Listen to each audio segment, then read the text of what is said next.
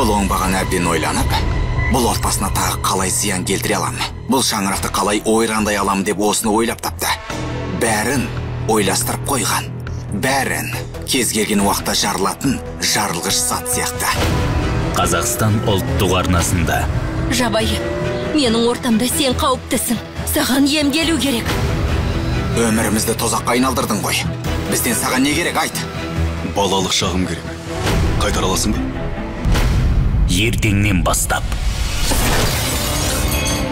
Сұмдық жаңалық айтам. Олың есінен адасқан екен. Апамы өзін ұрлап әкеткен сен деп айтыпты. Тіпті сыбайласың Илкер аға екен. Бірақ мен мойындамағанмен шындық өзгермейді. Менің балалық шағымды ұрлады. Оны өлтірем. Серхан білеме, нені білеме? Әлиге қатысты шындықты.